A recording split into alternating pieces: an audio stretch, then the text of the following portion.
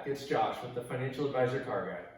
Today I wanted to take a trip back in time with you and discuss a project where I was able to more than double my money. I know in the last episode I gave a couple of examples about cars that I've made a 15 or a 20% return on. My 65 Mustang I made a 50% return on.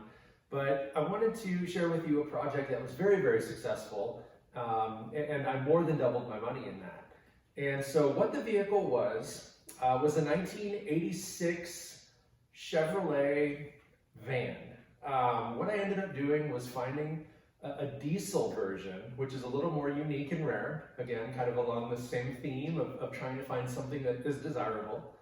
And I turned it into a camper van. So what I did was I found a normal run-of-the-mill passenger van, very common in the 80s and 90s, you know, as many of you may remember. And I didn't pay a lot for it. I paid $1,400 for the van in running and driving condition.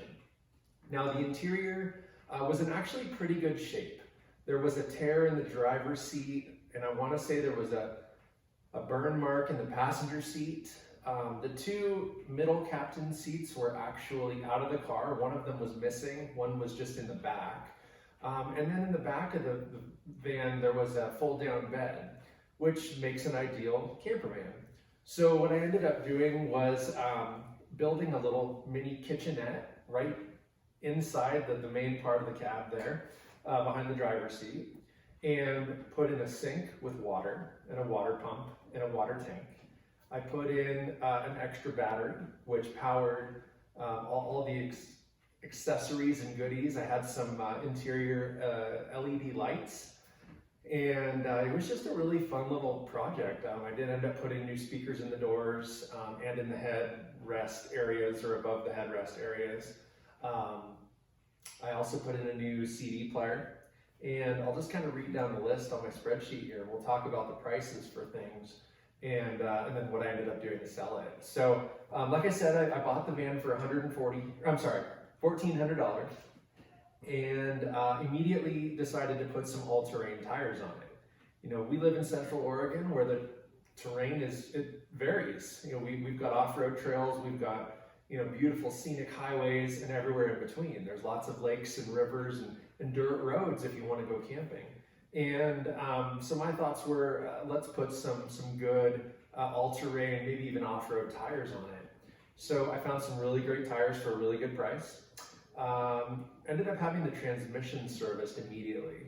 I wanted to make sure that everything was in good running order, so I took it down to Jiffy Lube and had them do an oil change, had them do a transmission fluid change. They also, I want to say they checked the filter in the transmission, and everything checked out okay, which was good, but that was the one thing I was really concerned about. I don't recall the actual mileage of the vehicle, but I want to say it had something like 160,000 miles on it. That's not a lot, right? I mean, for a diesel that's 35 years old, not a lot of miles. And it had always been a dry climate Central Oregon vehicle, and so it didn't have any rust. I purchased it from the second owner, who was a young guy who had bought it from the original family. And he had bought it about 10 years ago, had it 7 or 8 years, and then about 2 or 2.5 years ago, I bought it from him and started this conversion process. It did need a few things though. It needed a new latch for the front passenger wing window on the driver door. The passenger door. I needed a driver door handle, so you could only get in, but to get out, you had to climb through one of the other doors.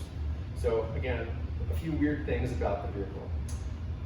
The sliding door on the side, on the passenger side, needed a new exterior handle. So same thing, it had the handle, but it wasn't working, so you could only get into the back part through the front, which was kind of obnoxious, and then that was one thing I needed to fix immediately. To build the entire kitchen structure, I bought some plywood, painted the whole thing, had it all really nice looking, and all the materials cost $52. The sink itself and the faucet.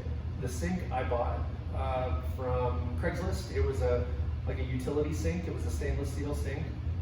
Paid $10 for it. The kitchen faucet was an RV faucet that has a pump to prime it. You put the you put the hose down into the tank and all that stuff. It's all pressurized. and that faucet was $31. I bought 2 water tanks for $20 a piece. I put a mini fridge in for $59. I made some curtains with some fabric that cost $28. I put a brand new bed in a bag kit in there, which included, sheets and comforters and pillows and the whole 9 yards, $42. I did buy a power inverter so that you could plug in your cell phone or plug in your whatever, including the fridge. That was one thing that I wanted to have power to. And so that power inverter was $50 on eBay. I bought a deep cycle RV marine battery for $120. And that included a weatherproof box for it to sit in. I did buy, random bits and pieces. The flooring, I was going to actually rip the carpet out and put in like a vinyl floor or a Pergo style snap together floor. And that didn't end up going the way I wanted it to. I did purchase some flooring. I ended up not using it for that project.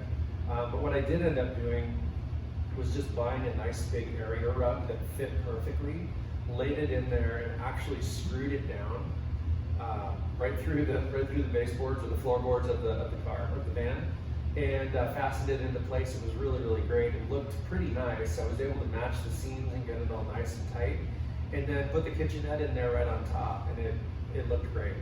It did everything that I wanted the hardwood flooring to do at much less cost and much less work. So that was fantastic. I did put a roof box, cargo box up on top, as well as a basket. And what I mean by roof basket, you see them pretty regularly on SUVs and vans and things, but just a 4 foot by 4 foot square metal wire type of basket. And I had the spare tire up in there. And so, looking at the van from the side profile, which you'll see in the picture, you've got the front box, and then behind it, this basket with the spare tire in it, and just utilized really a space that maybe would otherwise be forgotten.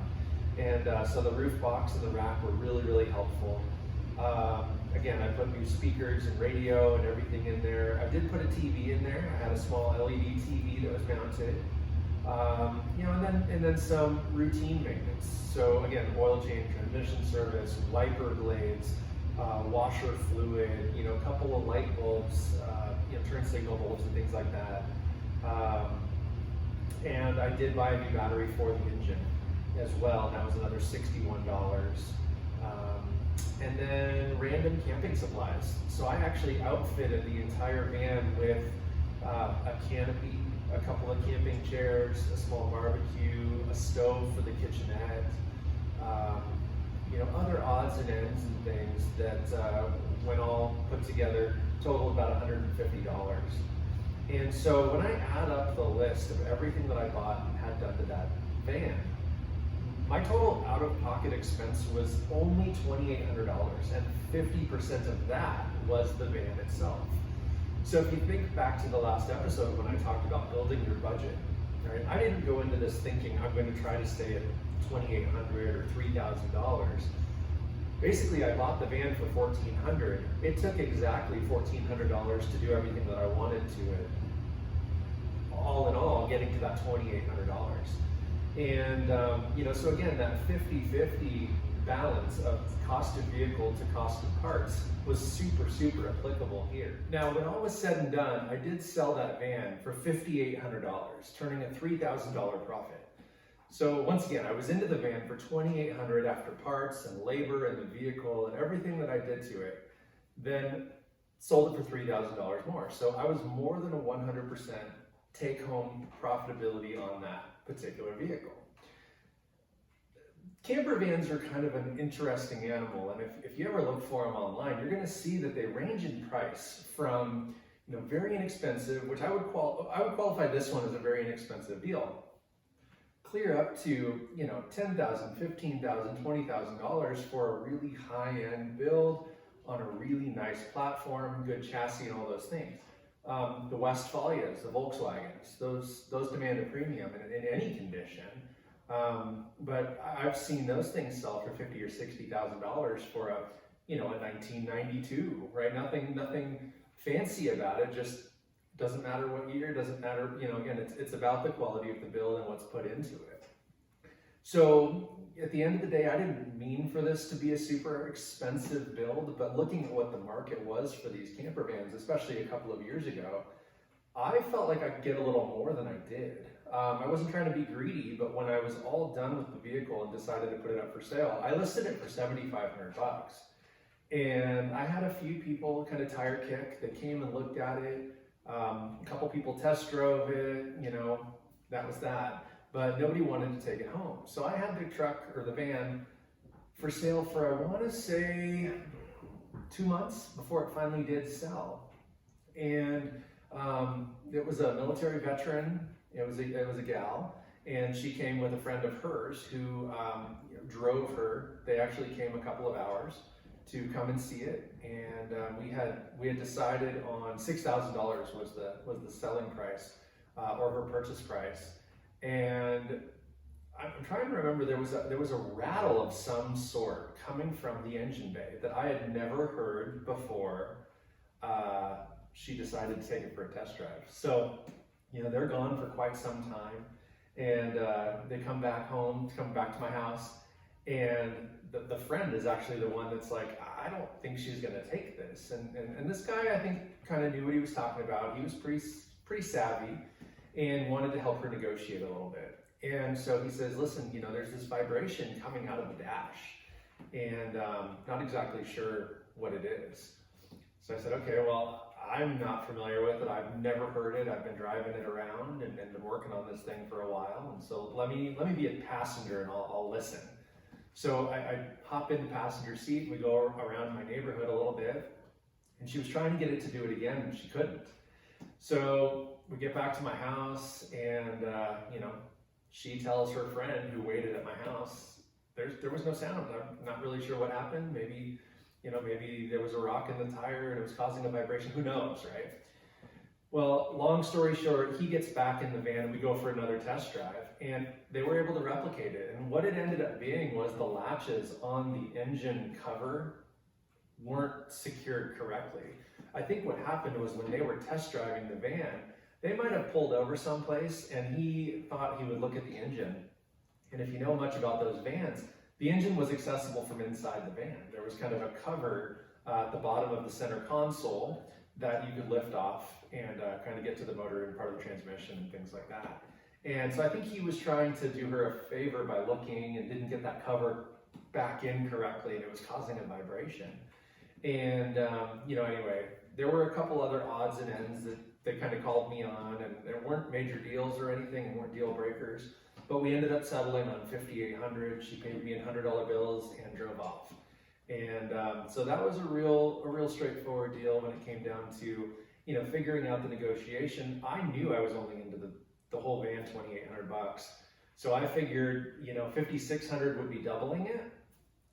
Anything above that is kind of gravy.